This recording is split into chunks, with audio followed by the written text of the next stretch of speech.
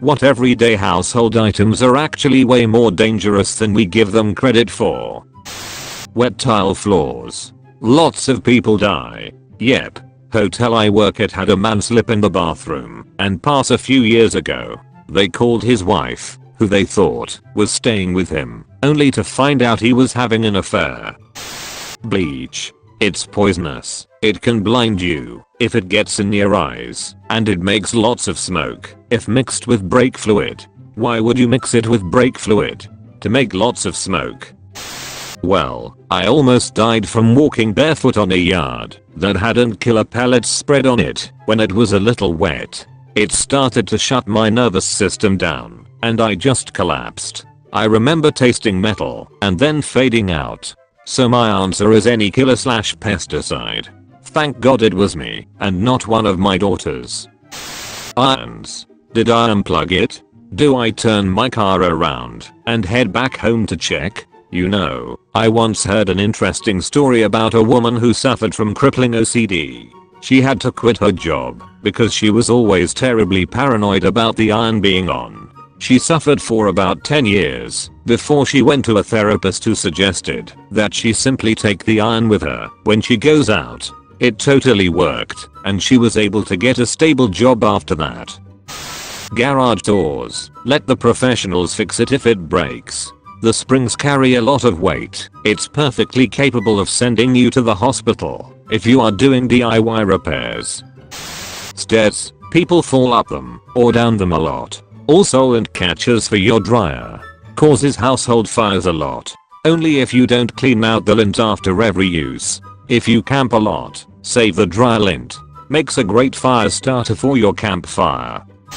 According to the gnawing voice in the back of my head, it's the garbage disposal which calls me like a siren to shove my grubby little fingers into it every time I turn it on. But I resist the allure. Serious answer. Refrigerators. I think they crush a bunch of people every year when someone tries to move them unassisted. Water and bathroom floors. More people are killed or injured in accidents in bathrooms than most people realize. Or even just tub showers without non-slip mats to stand on, or elderly people slipping getting out of a tub. Grippy mats and securely mounted handholds are important. People. Our bathrooms are trying to maim us. Some people are worried about the great robot uprising. I'm more worried about robots partnering with bathrooms. We'd all be dead inside a week. Dull knives. Yeah, whenever I buy a knife, I make sure they have some charisma or personality to them. Zippers actually cause a lot of injuries. So does frozen food. The injuries occur when people try to separate frozen items. That's really interesting and seems so obvious after you posted it. A few times a year I take a knife to stuck together frozen stuff. Just get a defrosting tray. That thing is a game changer for me. I was going to say the problem isn't equipment, it's my lack of foresight to defrost things. Decided to Google before I post, and yeah, that's a game changer. Thank you. A mandolin slicer. Those things slice over 9,000 fingers every year. Yikes. The mandolin slicer is a demon who will serve the kitchen faithfully, but it demands a blood sacrifice. Hairspray and any spray that can be used as an impromptu flamethrower in general. My family still reminds me of the dreaded days that ensued after I showed my little cousin this cool new trick. My dad learned this trick while I was on a Boy Scout camping trip from some of the more pro-leaning scouts. Fast forward several years, and I'm in college. There's a wasp nest hanging from the carport light fixture. He remembers the spray can flamethrower. What does he reach for? Engine starter fluid. Basically pressurized ether. There were concentric scorch rings around the light fixture, the largest having about a 6-foot radius from the fireball. The wasp nest was gone, as was the hair on his arm. Still don't know how he didn't burn that part of the house down. Any corner. The corner of a table or the corner of a cabinet door. Never leave those doors open. It takes one wrong step to lose an eye. Or one bad fall. That's why I live in a corner-free house. Do you live in an igloo? No, he lives on his Oval Office. HMM. That would allow him to cut corners.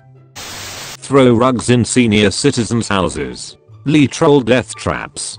They trip on that tiny little edge of carpet, or it slides on the floor and now you have an old person with a broken hip and a death sentence. Edit. Just for clarification, I meant their personal houses or homes, or any senior living place.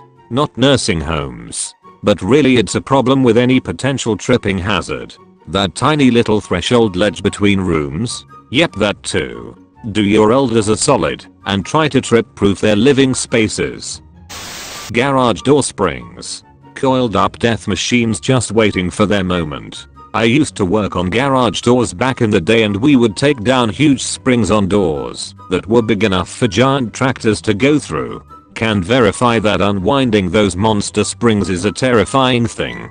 My garage door is super loud when I open and shut it, and I wanted to try to replace the rollers or something to fix it. If I have no idea what I'm doing, is it a terrible idea to attempt to repair it on my own? If you don't mind the small chance of dying a quick, violent death, then go right ahead. You said quick though, right? Yes, with a sprinkling of violent. Apparently ladders are surprisingly dangerous. You'd think it would be easy to avoid falling off one, but I've heard of it happening more than I expected. You also really don't need that high of a fall to badly hurt yourself. I'm not afraid of heights, but ladders. Ladders are scary. Heights aren't dangerous when they're up there alone, but with a ladder they can come down and get you. Space heaters. It's good to be warm, and on the whole they're super effective, but they can sure go wrong. My grandmother is paranoid AF about even using them due to her mother dying in a house fire caused by an unattended space heater. Space heaters made in the last 15 years are actually really safe with redundant safety features that cannot fail. What makes them unsafe are people using cheap extension cords or power strips that aren't rated to take that kind of power load. The resistance is too high, causing the cords or the internal to overheat and cause a fire. You should only be plugging them directly into the wall outlet, or be using a heavy-duty extension cord intended to be used in a workshop. Refrigerators. They won't kill you as long as you're using them normally, but if your fridge breaks down and you're foolish enough to think, well, I know a bit about electronics, maybe I can fix it, there's about 4 different ways it can kill you. The only ones I can remember off the top of my head is that the cooling element can rupture and the capacitors can hold a lethal charge for months after it's been unplugged. Apparently guitar amps also have the same issue with capacitors. You need specialized equipment for discharging capacitors to safely repair either of these appliances. Toothpicks. Sharp enough to pierce skin, fragile enough to break off and get stuck, and being wooden porous they can harbor all sorts of nasty stuff that can cause some nasty infections. And it's entirely possible to not notice you've swallowed one until it's poking through your guts and you're leaking raw poo into your abdominal cavity. Never mix ammonia and bleach, but I think that one is pretty well known. Came here just to say this. I had a friend who had purchased a home and was in the deep cleaning stage before he moved his things in. He found what he thought was mold underneath an old rug that was left in the basement.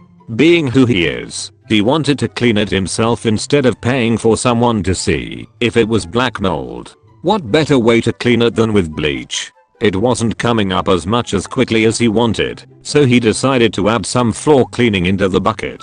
Cue 3 minutes later, and he is getting lightheaded, so he decides to get some fresh air and Google the two he mixed. Learned real quick how not to clean mold after he had to air the house out and buy a respirator to get rid of it. Same situation happened while I was working at a well-known U-Pick 2 restaurant. New guy decides that the floor cleaner is not strong enough, so he adds some bleach to it to help it out. Full evacuation of the entire place and the fire department had to come in to clear it.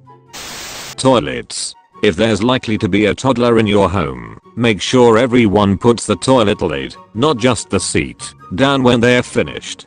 Toddlers are curious, and a look into the toilet can easily turn into falling in head first. Once they're in, they're stuck, and it'd be entirely possible for them to have drowned before you even realize that the house has gotten too quiet for comfort. Tylenol. Of course we all know that kids getting into medicine is dangerous, but my pediatrician aunt told me the other day that a Tylenol overdose isn't treatable. All they can do is observe the kid's organs shutting down, and they'll probably die. I had no idea it was that bad. Edit. It seems like I might have misunderstood her from reading some of the comments. It sounds like once symptoms set in it is usually fatal, but immediate action can save a life. Please correct me if I'm wrong. I'm seeing her later this week and would like to discuss it more with her.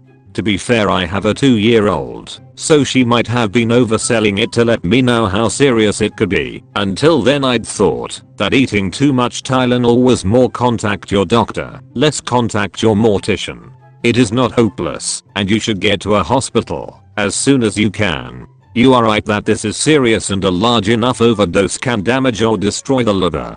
There is an antidote, N-acetylcysteine, NAC. It is most effective when given within 8 hours of the overdose. If you can empty their stomach right away, that helps. If it has been beyond minutes since taking it, activated charcoal may bind what has not been absorbed out of the gut. Rule of thumb for this is up to 4 hours after ingestion. Candles. That pleasant smelling little romantic gesture is an open flame in your house. Treat it accordingly. Be mindful around it. Don't leave flammable material nearby, and for God's sake don't go to bed or leave your home with a candle burning. Tylenol. The maximum daily dose of acetaminophen is 4 grams. That's 8 extra strength 500mg tablets. Exceeding that dose can cause your liver to, well, stop, and you die. Also, do not take Tylenol before bed if you are drunk. Alcohol taxes the lives. Tylenol taxes the liver. Don't double down on that damage. As a nursing student, I can tell you not enough people understand this. Cats. Cats have all kinds of nightmarish bacteria in their mouth, and their fangs are long enough to puncture deep. If you ever get bitten by a cat, even if it seems minor, go to an urgent care immediately to have it properly disinfected, or risk a seriously dangerous infection. Yup, my cat bit me at the vet. I thought it couldn't be that bad, since I've had cats all my life, but later that night I was in hospital with a hand twice the normal size, got a tetanus injection and heavy antibiotics. Gummy vitamins. I'm an adult and have trouble limiting myself to less than 20. When I was about 4 years old, I snuck down to the kitchen in the middle of the night and ate an entire bottle of gummy vitamins. My mom came in, realized what I had done, and immediately called poison control. They told her I'd be okay, she just needed to give me some Tums. She dug through the cabinet to find the Tums, only to discover the empty wrapper, because I had already eaten all of those too.